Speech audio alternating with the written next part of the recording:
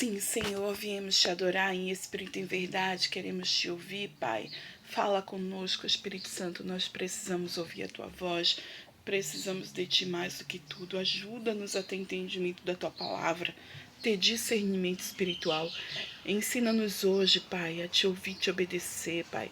Que possamos, Senhor, ser pessoas melhores, Senhor, em nome de Jesus, Pai. Tira as escamas dos nossos olhos, o tampão de nossos ouvidos.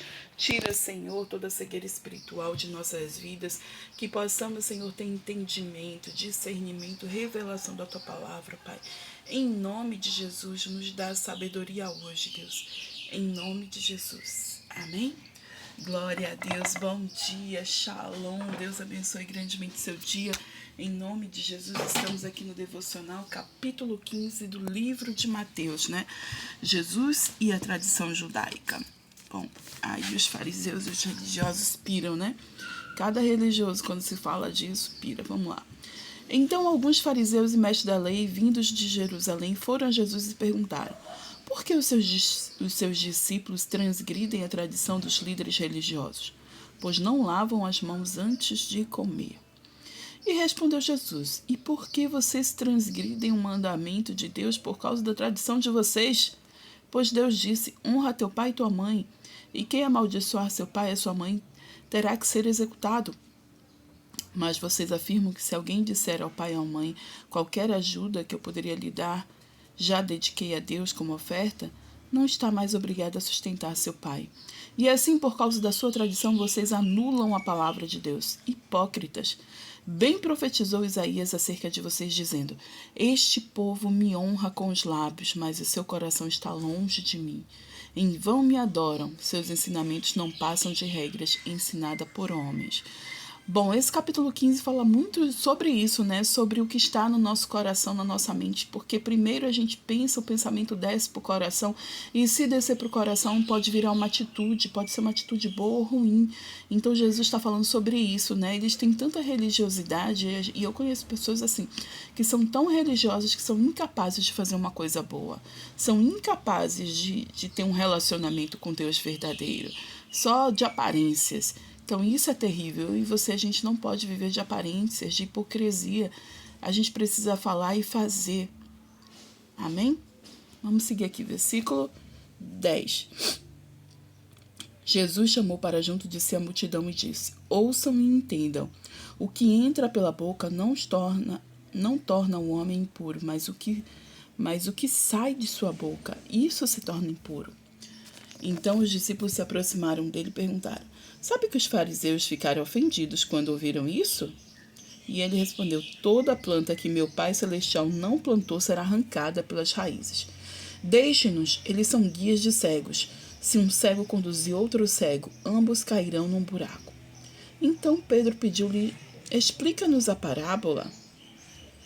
Será que vocês ainda não conseguem entender? Perguntou Jesus. Não percebe que o que entra pela boca vai para o estômago e mais tarde é expelido?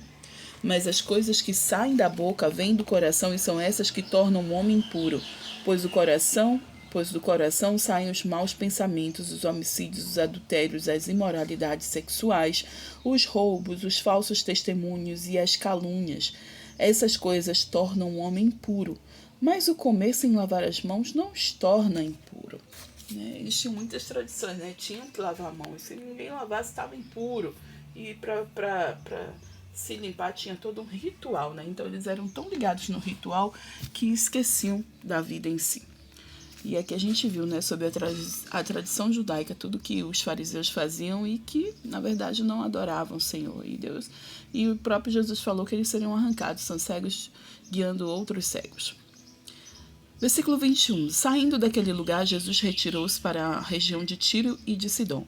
Uma mulher cananeia natural dali veio a ele gritando: Senhor, filho de Davi, tem misericórdia de mim. Minha filha está endemoniada e está sofrendo muito. Mas Jesus não lhe respondeu palavras. Então seus discípulos se aproximaram dele e pediram: manda embora, pois vem gritando atrás de nós. E ele respondeu: eu fui enviado apenas para as ovelhas perdidas de Israel. E a mulher veio, adorou de joelhos e disse: Senhor, ajuda-me. E ele respondeu: não é certo tirar o pão dos filhos e lançá-lo aos cachorrinhos. E disse Ela, porém, sim, Senhor, mas até os cachorrinhos comem das migalhas que caem da mesa de seus donos. E Jesus respondeu: Mulher, grande é a sua fé, seja conforme você deseja. E naquele mesmo instante a sua filha foi curada. Uau! Aqui a gente já vê, né, uma aplicação sobre os gentios, né? Porque ela não era judia, ela era da cidade ali de Tiro, de Sidom, né? E ela conhecia já a fama de Jesus. Ela sabia que Jesus podia curar, podia libertar. E ela estava ali clamando. Mas Jesus, ele foi enviado para os judeus. Ele foi enviado para os filhos de Israel, né? Hoje, glória a Deus, isso se estendeu.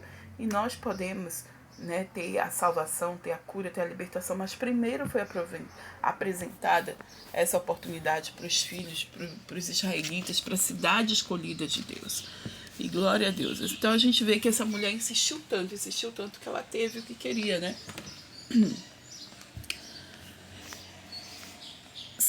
Jesus saiu dali e foi para a beira do mar da Galileia. Depois subiu ao monte e se assentou. Uma grande multidão dirigiu-se a ele, levando-lhe aleijados e cegos e mancos e mudos e muitos outros, e colocaram a seus pés, e ele os o curou. E o povo ficava admirado quando viu os mudos falando, os mancos curados, os aleijados andando e os cegos vendo, e louvavam a Deus de Israel. Imagina essa sessão, né? Assim, Jesus passava e sempre levava uns doentes e tal, e ficava ali aos pés dele, e ele começava a curar, a libertar. Imagina só essa cena. Bom, como eu falei, ele nos deu poder e autoridade para fazermos isso em nome dele, né? Então imagina isso acontecendo comigo e com você. É cansativo, eu imagino que Jesus ficava extremamente exausto e por isso teve que multiplicar os 12, né? Então a gente precisa dessa mesma visão de Jesus, né? De ter 12 ali para estar multiplicando isso, e os 12 mais 12 mais 12.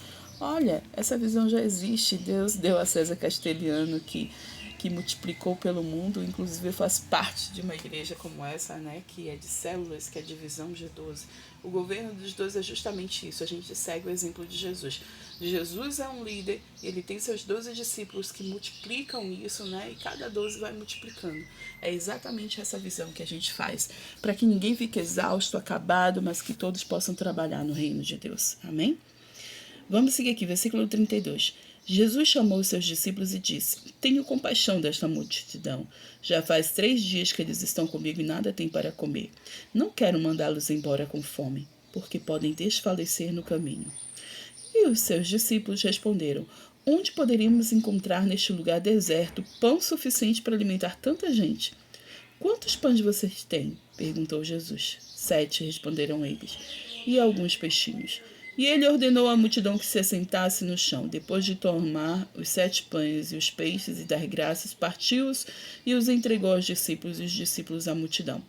Todos comeram até se fartar, e ajuntaram 7 cestos cheios de pedaços que sobraram. Os que comeram foram 4.000 homens, sem contar mulheres e crianças. E, havendo despedido a multidão, Jesus entrou no barco e foi para a região de Magadã. Bom, aqui a gente viu, né, a segunda multiplicação de pães. E da mesma forma, Jesus, ele agradeceu a Deus pelo que tinha em mãos, né? E com o que tinha em mãos começou a trabalhar. E ele deu na mão dos discípulos, e a mão dos discípulos ia dando para as pessoas, ia multiplicando. Então a gente viu aqui, Jesus faz milagre, mas através de nossas vidas. Eu e você precisamos nos dispor, dizer assim: Senhor, faz o teu milagre, usa-me, faz em mim, faz através de mim. E que em nome de Jesus a gente possa ser canal de bênção para as pessoas. Amém?